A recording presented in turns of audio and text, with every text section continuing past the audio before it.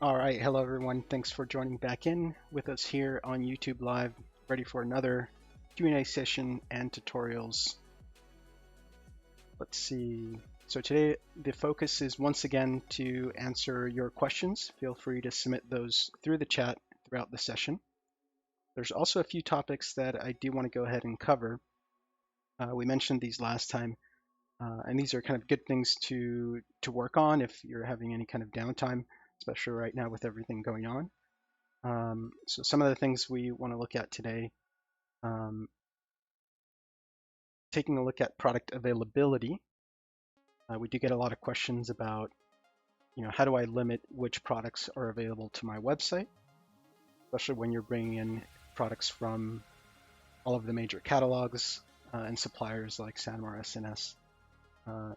Oftentimes our licensees want to go in and limit which products are actually going to show on their site and really curate that selection. So we're going to take a look at the best way to handle that. We're also going to look at some SEO topics, so setting up the meta information that's relevant for search engines to pick up your website and consider it as a relevant result for a search query. All right, so those are kind of the main topics, but again, if you have any of your own questions, feel free to submit those through the chat here on the session.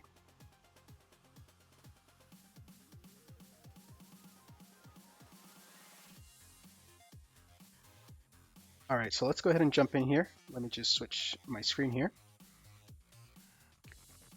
All right, so we're going to get started on product availability. Again, this is a question that we get pretty frequently. So we're going to jump into the product section here in the admin area. And I'm just going to zoom the screen here so it's a little bit easier to see for you guys. All right, so here in the product section, you'll notice right now I have quite a bit of categorization as well as quite a bit of products. So let's see, what I'm actually going to do, I'm going to jump in here and switch to another site.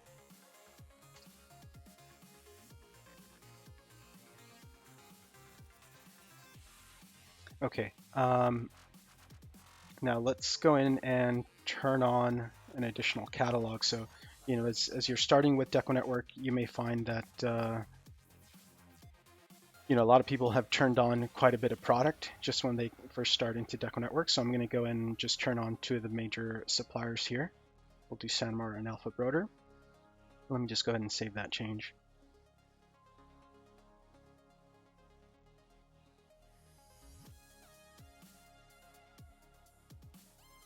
That opened up on a separate tab here.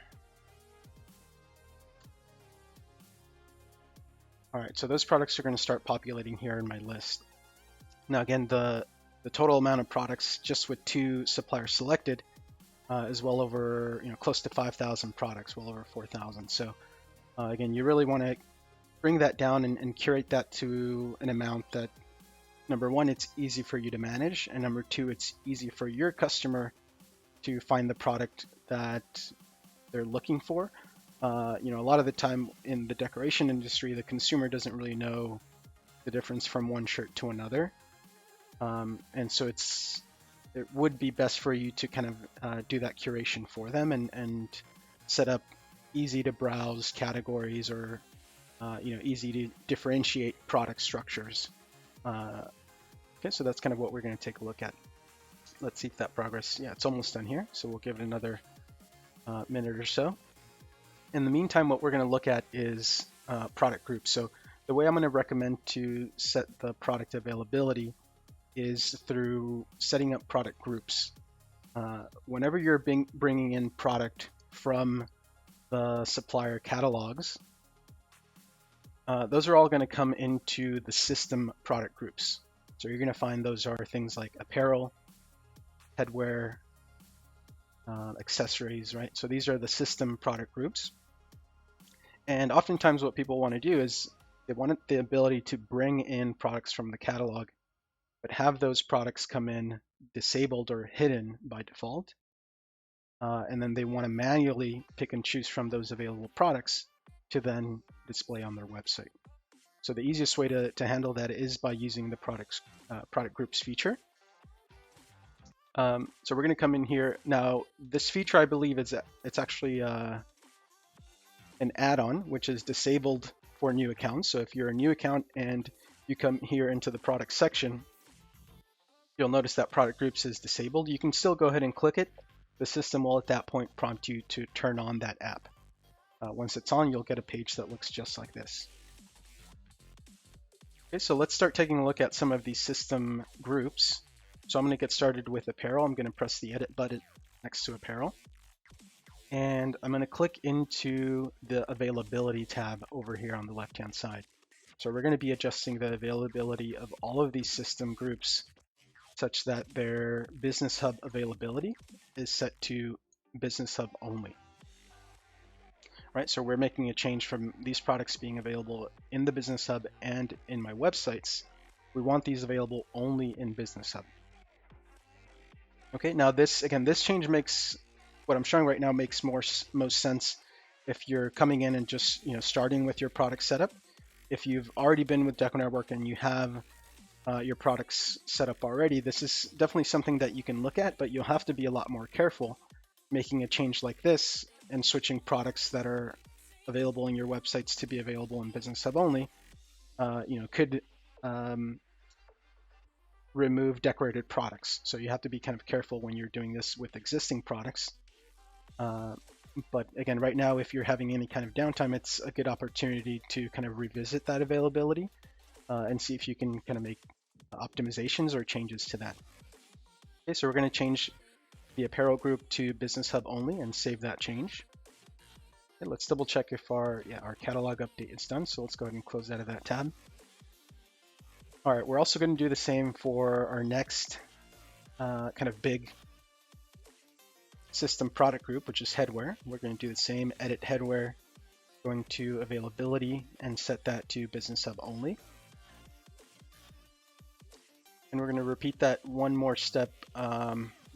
Accessories, I think, is kind of the last kind of big product group. So we'll set that to Business Hub only as well. Now, I would recommend to do that for all of these. We're going to not do it for this example, but you would want to go through all of these system groups and set those to Business Hub only. Okay, the only exception I would say not to really modify is your freeform, which is, that's kind of a separate topic altogether. All right, so again, we've done just the three main ones, apparel, headwear, and accessories, but you would want to go through these other ones like bags and set those to Business Hub only as well. Let's actually do bags. I think bags might have, quite a bit of items in it, so we'll do bags as well for now. Okay, so we've taken care of those system groups. Now, if we jump back into our product section, we'll notice that the majority of these are now showing with an orange highlight here in our list. If we look down at the bottom of the products list, we can see the legend, which lets us know an orange highlight denotes a Business Hub only available product. So all of our products are now set to Business Hub only. Now, as far as the categorization, what we want to do is set up our own category structure again, which is going to be a little bit more curated, and it's going to make it easier for our customers to browse the items that we want to offer to them. So here in the All section, we're going to click on that All section to select it. We're going to press the Add Category button here at the top of the Categories panel. And we're going to create a new category called Product or Catalog Products. Okay, so this is going to contain everything. And then within that section, we're going to drag in these default categories. So I'm going to drag apparel into catalog products. I'm going to repeat that process for all of these. So grab accessories, put it into catalog products. Now, while I'm doing that, one of the reasons why we recommend setting up these product groups and setting the availability to Business Hub only is it still gives you access to those products when you're creating a quote or an order in the Business Hub. You still have access to those full catalogs from your suppliers. So it does give you flexibility in that way. But again, for the website, you want more of a curated selection. All right, so we've done two things up to now. We've created a new category and moved everything into it. We've also adjusted our system product groups so that all the products are available in Business Hub only by default. So if we take a look at our site, and let me just modify these two products here. Let's see, I'm going to modify that one and delete this one. These are custom products that I created myself, so those aren't picking up the change.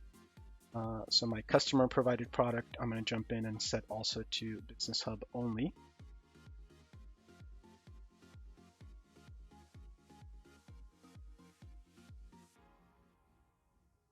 Now that availability change you can do at the individual product level, just like I did with my customer provided. The product group feature also lets you do it, and the benefit there is you don't have to do it on an item by item basis. We did it for apparel, headwear, and bags and accessories, and that took care of all, the majority of the products here from the supplier catalogs. Okay, so yeah, everything should now be Business Hub only. Let's take a look at the site here and just see what kind of products, if any, are still showing up. So we'll jump onto the blank products page. So there are a few of the remaining product groups that we didn't really tackle. So aprons and blankets. Let's see if we can get those off as well. Let's jump back into product groups. Let's take a look at blankets. Availability, Business Hub only. Let's do towels, maybe some towels in there as well. Sub only. And aprons, I think is the last one. Take care of that one as well. All right, let's refresh that blank page. And yeah, so at this point, we've created kind of a whitelist scenario where we're telling the system, don't list anything until we start telling you which items we want to list on the site. All right, so to get started here, we're going to first create a new product group. So I'm going to jump back into the product group section. On the top right corner of the screen, I'll choose the new product group button. And I guess right now we can determine how we want to break out our products.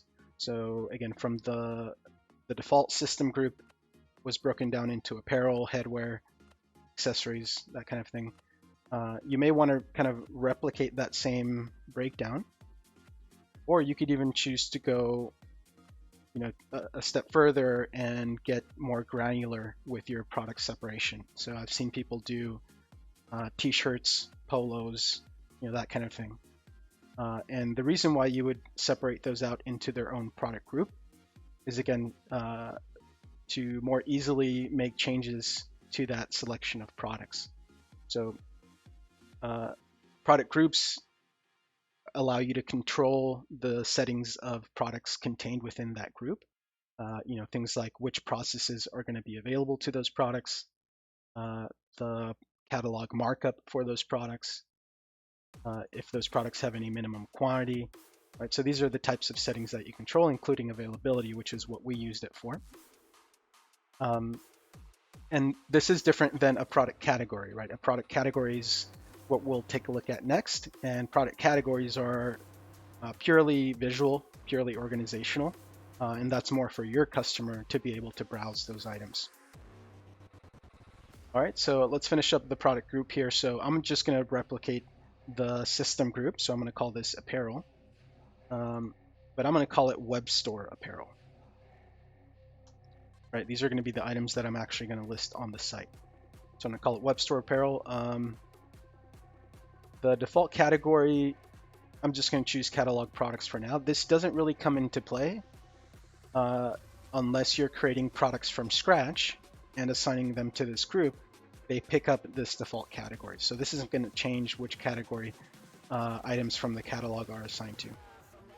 But the system does require you to set a default category here. So I'm going to go ahead and choose that. All right, and the availability is already going to be set to Business Hub and Web Store, so I don't need to make any change there. All right, so let me save my Web Store apparel. I'm going to repeat that process once more for Web Store headwear. All right, these are the only two categories I'm really going to consider for now. Again, you could continue on with all of the different categories that you might require. right, so we've got 2 new groups. Let's jump now back into our products list and start setting up a clean category structure based on our needs. So I'm going to click the Add Category button here at the top again. And the way I want to break this out is just by kind of categories like t-shirts. So I'm going to do t-shirts. I'm going to do polos.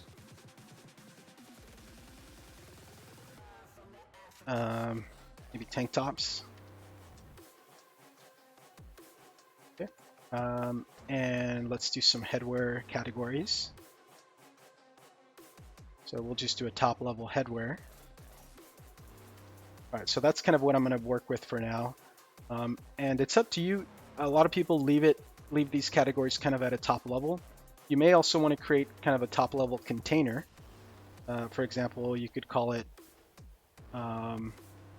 our products or products, something like that. And then put the categories into that. Just like I did with catalog products, you can kind of grab these like t-shirts, polos, and just drop them into that top level category. That gives you kind of a nice container for them and an easy way to organize those here on the back end. But it does create an additional level that the user has to browse through. So it's up to you if you would like to do that or not. For this example, I'm going to skip that step. I'm going to move these back out to the top level.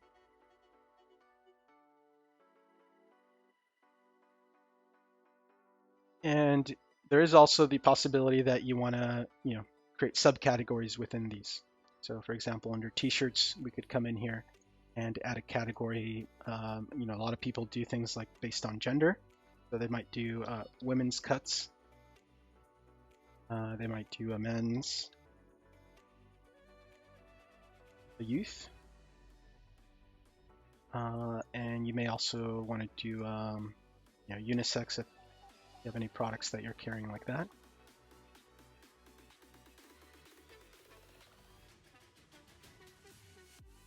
All right, so whatever you want your category structure to be, you'll set it up just like I'm doing here.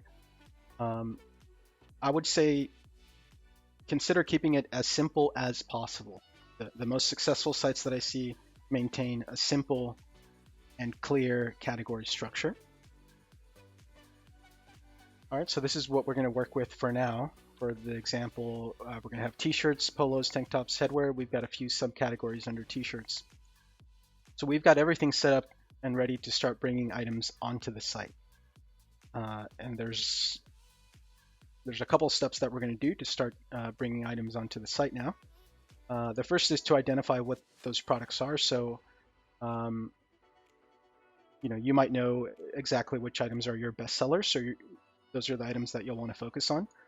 For my example, I'm just going to search for some Gildan product here. So I'm going to search for the 5000. I've got a few different selections here. So I'm going to focus on that entire line. So I want to bring in the Gildan 5000, the 5000L, and the 5000B. So I'll configure each of those 3 products. Let's start with the 5000. We'll jump into the configure page for that item. And there's a couple things we want to do. Here under the General tab, right under the product brand, you have the product group. And it's currently assigned to apparel. We're going to go ahead and click the change link to adjust that. And we're going to change from apparel to web store apparel and save that change. Okay, by changing which product group it's assigned to, we've automatically adjusted the availability of that product to be available not just in the Business Hub, but also on my website. If I jump back to the site and refresh that page, you can see that item is now listing there. The other thing we want to do is adjust the category that it's assigned to. Right now it's under that kind of bulk default catalog products category structure. And I want to kind of delete those, right? I want to remove which categories it's currently assigned to. And I want to go ahead and assign it to my own category structure that I set up. So I'm going to select t-shirts and t-shirts men's, which is where I think this item belongs. And I'll go ahead and save that change. And I'm done with that item. I'm going to repeat that step for the 5000L. Under General, I'll change which product group it's assigned to and move it into Web Store Apparel. And I'll also jump into categories, remove the default categories, and assign it into my own category structure. Okay, so this is kind of the process of whitelisting, is now that you've delisted everything using product group, system product group availability, you can now go back into individual products and determine which items you want on the site and how you want those items to be categorized for your consumer to browse. Okay, so we'll do a couple examples here. So we'll take a look at the 5,000. Let's see if we can find some headwear.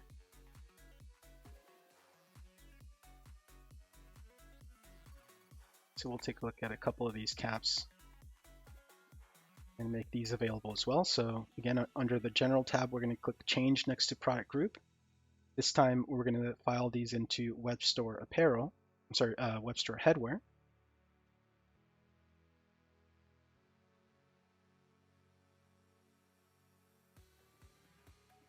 And just like we did with the apparel items, we're going to recategorize that into our own category structure.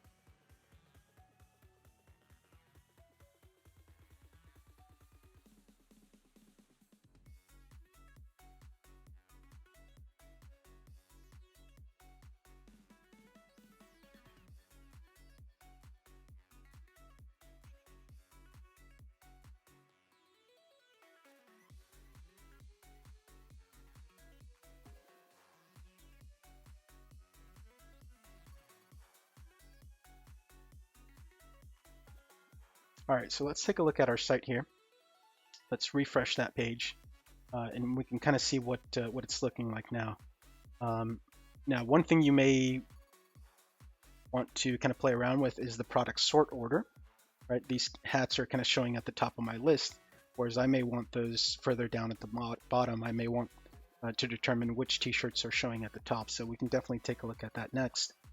And really, that's the kind of the process that you're going to repeat for yourself. Obviously you'll add all of those items that you want to make available to your customer. And as far as a recommendation, it's up to you how many items you want to offer through the site to your customer. But I think the sweet spot is somewhere between 100 and 300 products. Again, you want to focus on those best sellers, the items that sell well, that are quality. You also want to have some high quality options and also some value options. So you can have that range, just like there's a range of customers with a range of price points that they're looking for. You want to have that catalog that supports that availability of products. Okay, so let's say we've set up our products just the way we want them. We've got the availability set just right. The next step would be to go ahead and sort those items. So here in the products list, you can sort by pressing the sort icon on the top right corner of the screen. And that's going to take you to a separate screen, which is the sort mode.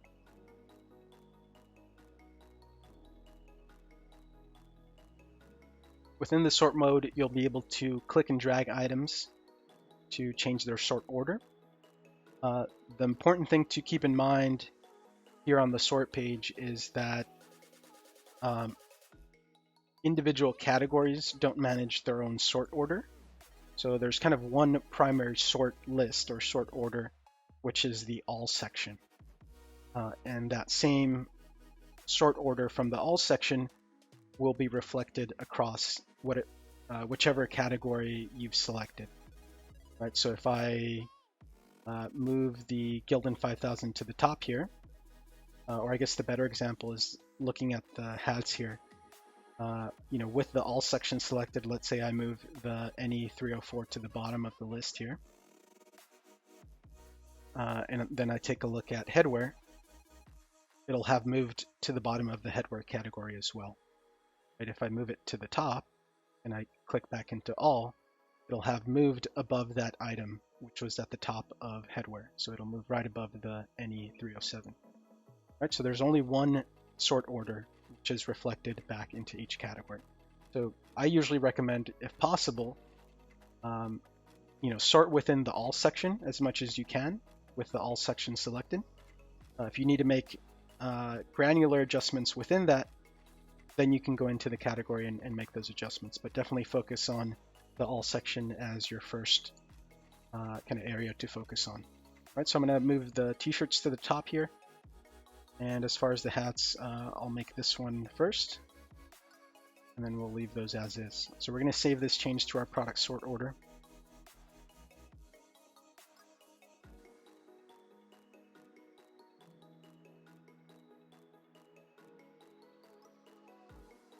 All right, it's looking good. So I'm just going to actually repeat a few of those steps. I want a bit more items on the site here, so we can take a look at some of the additional steps that we're going to take a look at for optimizing the site. Let me just make sure that there's a bit more item on the system. So I'm going to also turn on the Gillen 2000 line.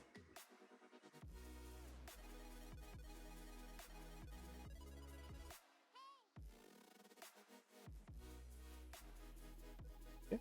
So again, repeating those steps in case missed them. So under product group, we're changing from apparel to web store apparel.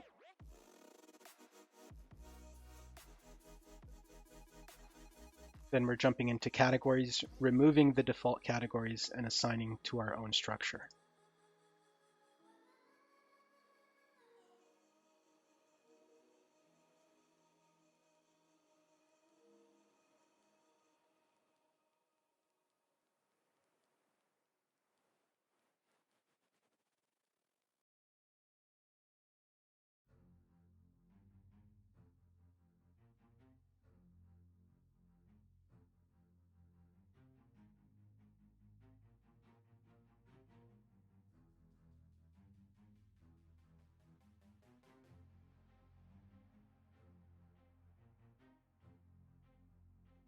All right, so that's set up just how I want it. Let me close out some of these tabs.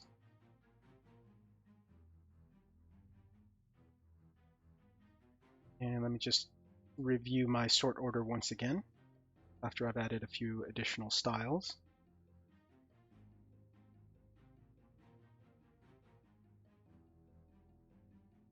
All right, so I'm happy with the 5000s at the top. I'm also going to move the 2000 line right below that. Save that change.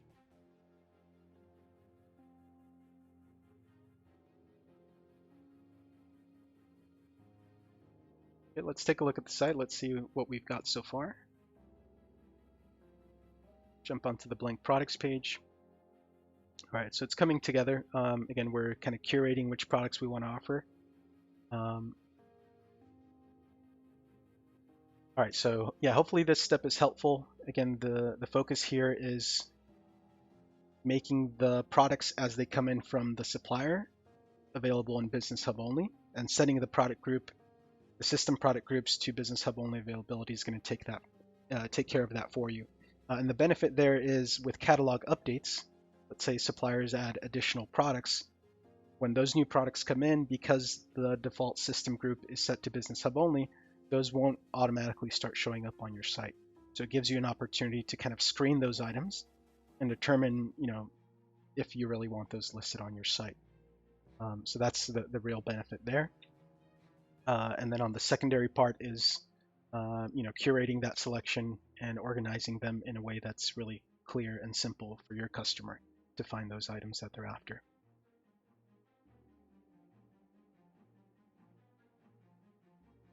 All right, next we're going to jump into kind of the website part of things. Again, we want to focus on a bit of website layout, but also primarily on SEO best practices. So let's jump over into the website section. If you're on a multi-store plan, you'll have a website screen and you can choose from your available stores. If you're on a one-site plan, you'll just have a website link and it'll take you straight to the manage screen for that single web store.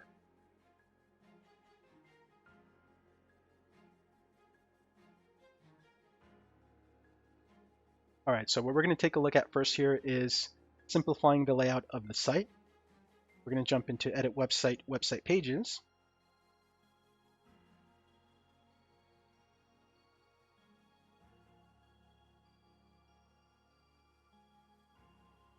Here within the website page editor, we're going to be able to manage each page that our site has enabled, which is going to determine the navigation menu of our site. And at this point, what you want to think about is what the focus of your website is going to be. Right? Some people have a focus on showcasing blank products with the ability to decorate. I would say that's the primary use case. But there are also users who want to focus on pre-decorated goods. Right? These are things like maybe you run fashion lines or you have your own brand and you just want to sell those pre-designed products through the DecoNetwork system. So in our case, we're doing the first option where we're looking to showcase our blanks with the option to decorate and submit your own design for production. So we're going to jump into the pages section here on the left-hand side, and we want to start turning off some of these pages that aren't required for the workflow that we want our consumer to follow, right? And this is, again, just about simplifying the process for your customer. You don't want them landing on a site with all of these different options available. It just creates additional funnels for them to kind of get lost through, right? So you want to really put a bit of focus on the site and guide them through the exact process that you want to follow. So we're going to jump into the page labeled products. The page labeled products is actually the system decorated products page. These three system pages have a little icon next to them. You can hover over that icon to get detail about that specific page. So this is the system decorated products page. On this page only, decorated products have the ability to paginate. So you've got the page numbering down at the bottom, and you can switch between page 1 through page 50 or however many you have. And that's the same for all these different sections. So the create page is your system blank products page, and the designs page is the system designs page. So we're going to turn off the products page. We can turn a page off by coming here down at the bottom control bar in the website pages editor, clicking advanced settings and switching the page status from on to off. You do want to make sure to hit save to apply that change, and then we can jump over to the next page we're going to turn off, which is our designs page. Advanced settings and set the page status to off, saving the change along the way. All right, now let's go ahead and click create. So we're going to manage the create page, but we're going to leave this one on, right? This is the one where our site is going to focus on showcasing this page here. I am going to relabel the page. So even though it's called create by default, I could come in here and call this products. If I want to have a products page, I could call it product selection, our products. It's up to you what you want that page to be called, but the thing you'll just want to keep in mind is that that specific system page has a single function of being your blank product listing. All right, so I'm going to call it. I'm going to go with our products for my example here. Now, as far as the layout that you want for the blank products page, I've seen people set it up a variety of different ways. My recommendation would be to delete maybe this drop-down category widget that's at the top. The listing itself, we can click into it, and there's a variety of options that you can take a look at as far as the design of this listing. You can do things like determine whether the product code is going to show, whether the product colors are going to show. I think some of that it's nice to have, but it's also, it adds a lot of noise. So I'm actually going to get rid of a lot of that information for my example. I'm also going to hide prices from this page here. I'm going to hide the add to cart button. So really what I want is just to kind of entice the customer to pick a product, jump into the product page, and that's really where I'm going to try to make the sale. I don't necessarily try to make the sale here on the listing page. All right, so I'm also going to hide sizes for now. I'm just going to leave the thumbnail and the name of the product. I can also change the size of the thumbnail here under the thumbnail size option. And I'm going to bring that down to 250 pixels wide. All right, so I'm happy with that listing. The other thing that I recommend, because we've set up that nice category structure that we want our customer to follow, one option that you can consider is the display as categories option. Switching that to always makes it so that your customer has that kind of nested navigation where they'll come onto the products page, they'll click t-shirts, then they'll see men's, women's, so they'll kind of go through that structure all the way until they find a list of products that they can choose from. So that's certainly a nice option. The alternative, if you want to kind of just showcase blanks, would be to add in a side column. And you can add a side column by adjusting the row settings. You could either turn that row into a 2-column row, or you could set the fixed column to on for that row. And that's going to add this little side column here for you to drop widgets onto. So I'm going to turn that fixed side column on. And as far as which widget you may want to use, you could take a look at a couple of widgets. You could do blank product categories, which is going to reflect that category structure that we set up earlier. You can also do, if you have access to it, the blank product filter widget. Now this, I believe, is not available to customers on the one site plan, but if you're on a premium plan, you do have this filter widget available. And this is definitely a nice option if you have the multi-store plan. This is similar to what you see on other e-commerce platforms, where your consumer can browse and filter by specific attributes of items, like which size it's available in, which color it's available in, things like that. And this can also be customized. You can determine which filters you may want to display. For example, I may not want to display the text search or the price search. And you can also relabel the sections. So manufacturer, I may want to relabel as brand. So I could jump in and make that change. All right, so I'm happy with that. So I'll save the products page. And then the last thing here, I'm going to quickly go through the remaining pages that I want to turn off.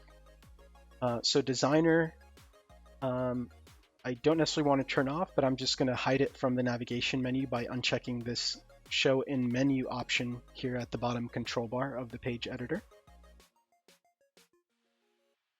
About page, I'm going to go ahead and leave on. So that's going to be an opportunity for me to tell the customer a little bit about the business and the services that we offer. The contact page will also leave on. The request a quote page, because my site is going to focus on e-commerce, I'm going to go ahead and turn off, but you may elect to leave this on.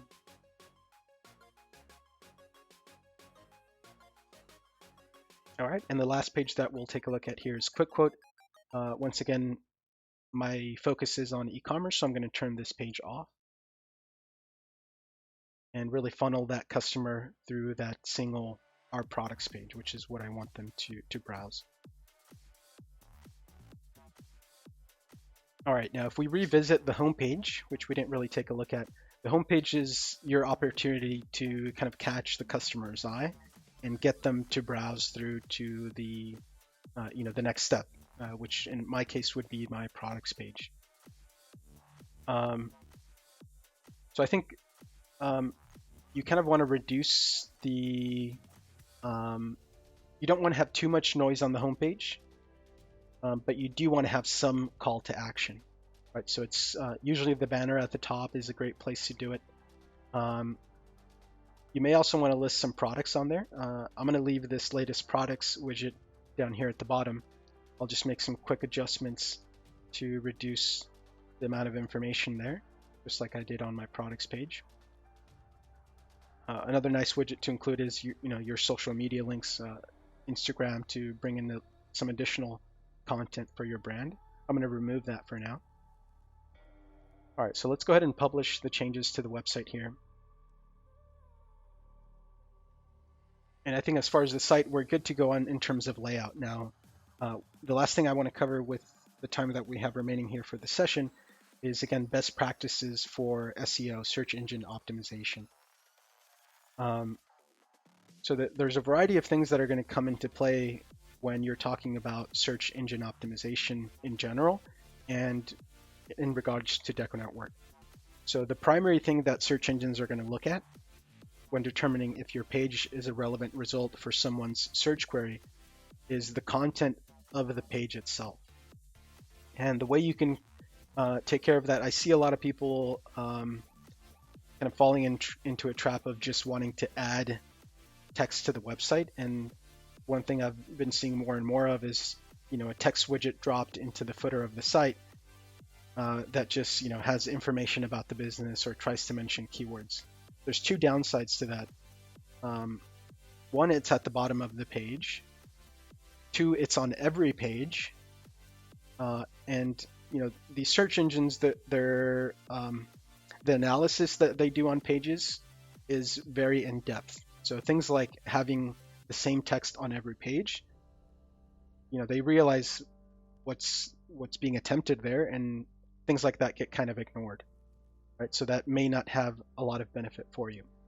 What you want to do instead is make sure that the content of each page is unique. So every page of your site is offering something unique. And you want to make sure that it's, again, relevant content. So for example, here on the home page, I wouldn't talk about things related to products. I would leave the product information for the products page, right? So you want each page to have its defined purpose and content relevant to that purpose that it's providing to the consumer, so that that page becomes a relevant result for a specific search query. The other thing to keep in mind is if you're dropping in image widgets, and those image widgets are, like the common example is like a marketing banner, which might say, cheapest t-shirts, decorated t-shirts, DTG, $10.99 or whatever the case is, some kind of marketing banner, and you've embedded all of that text into the image itself. There's no way for the search engine to know what that text is and give you any kind of a benefit from it. And so that's why the banners that come default with DecoNetwork are separated out between the background and the content. So the background image here is providing just style to the site. It's not providing any content. The content is added through additional widgets like a header widget, a text widget, and a button. And so you want to keep that in mind when you're setting up the content of your site as well, is splitting out the content to be part of the site itself, be text that's searchable and can be analyzed by those search engines. The other thing you want to keep in mind is the use of the header widget.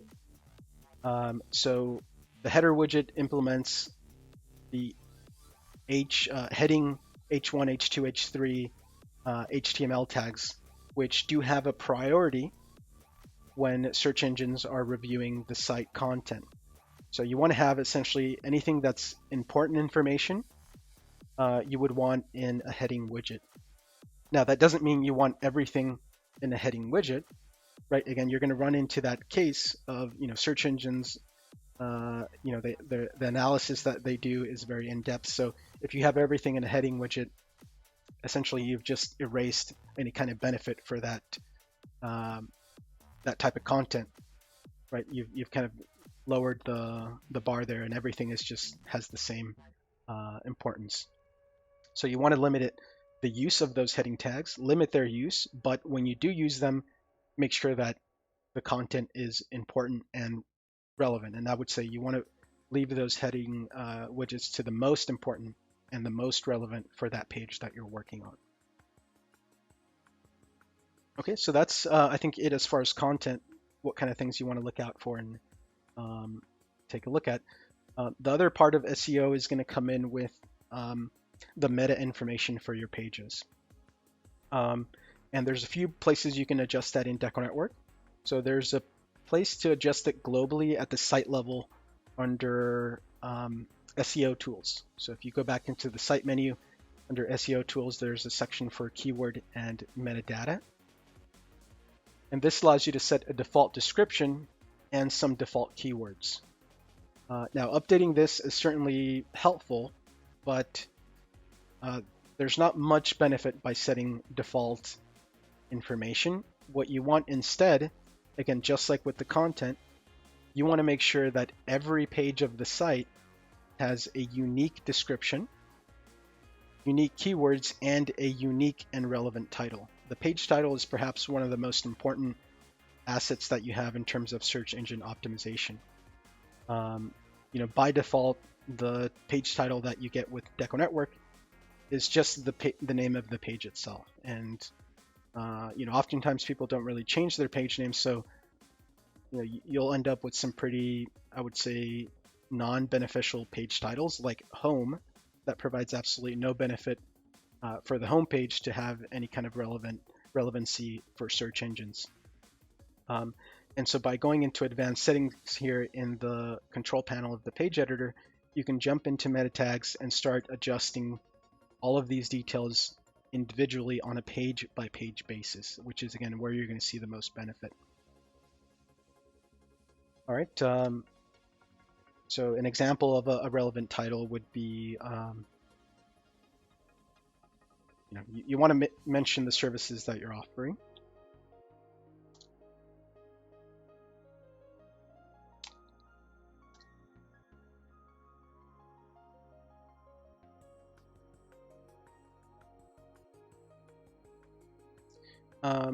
You may also want to mention, your region.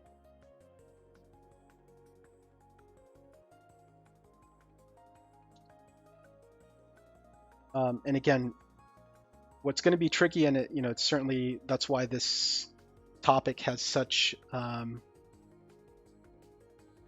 broad industry just around search engine optimization. You're going to notice that as you're going through each page and trying to set unique content, it's going to get difficult to make sure that each page is different and unique and relevant. You may be tempted to just copy something, a title that you did for one page and just use that for every other page. Again, the search engines are going to pick that up and you won't really get any kind of benefit. Right? So make sure that each page has unique content. The meta description is another good one that doesn't just have relevancy for search engine optimization, but also for social sharing.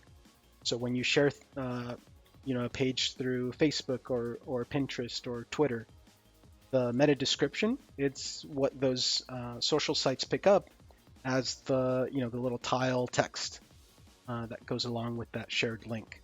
So the meta description also plays into that, and it's again really beneficial to make that unique for every page.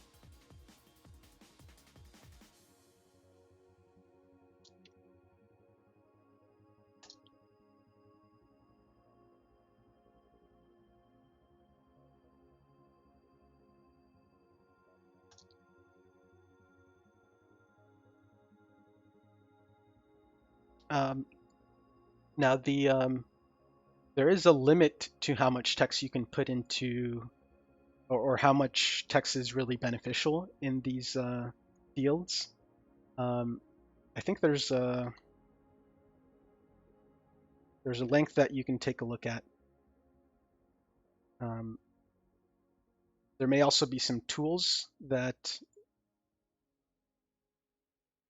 you can kind of make use of to help you preview what your titles and descriptions are going to be. So here's a good example. We can kind of copy and paste what we have up here in our description. So these would still fall in within the limits. But let's say I had a longer text. At some point, that'll start getting clipped. Right, so you want to keep that in mind, and this is a useful tool here.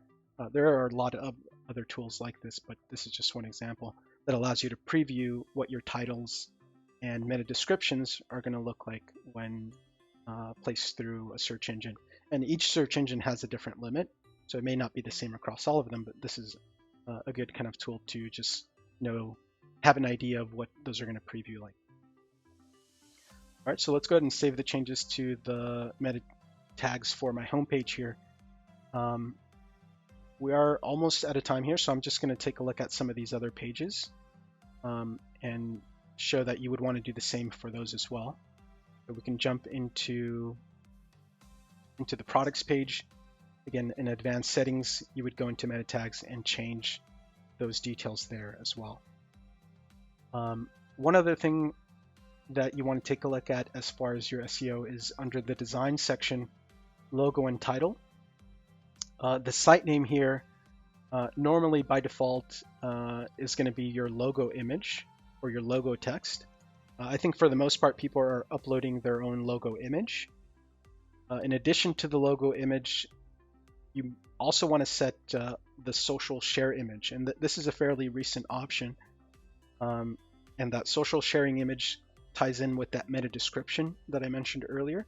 Again, when you're sharing to these social sites like Facebook, Pinterest, it's going to use the meta description as the text, and it's going to use this social share image as the graphic to go along with it. Now, that's the case for pages that may not have a relevant graphic to go along with it, like let's say your home page or your about page. For pages that do have a relevant image, like the decorated products page, which it's obviously showcasing a specific product, DecoNetwork does generate a dynamic social share image showing that product. So this one here would be used for pages that don't have any relevant image to go along with it. Okay, but it's definitely good to set it. And the other thing here is down at the bottom, page title normally gets added at the end of your individual page titles. And this is kind of like you can think of it like a little signature that's added to the end of all of your page titles. You may want to either turn this off, and again, just let the page title that you set in the page itself be the page title. Or what I also see commonly done is you may want to change this to the name of your brand or the name of the site. Right, so if you set it to something like My Custom Tees and save that change, we take a look at our home page again and go into advanced settings. So this would be kind of the preview of your page title. It would be whatever you set, and then at the end it would say My Custom Tees. So again, you may want to either turn that off or customize it, but definitely take a look at it and consider it in relation to your page titles. All right, let me just double check here if there's anything else in relation to SEO. Yeah, I think we covered pretty much everything. So definitely the content is going to be the biggest thing. I would say the second biggest thing is your page titles, and along with that, your meta tags.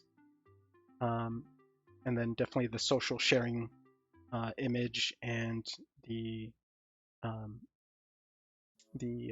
page signature, the page title signature. So those are all things that combined make up the search engine optimization tools in DecoNetwork.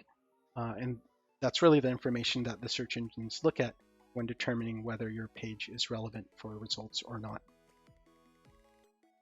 We do have a question here through the chat. Almost out of time, but I do want to make sure to answer the question here before we go.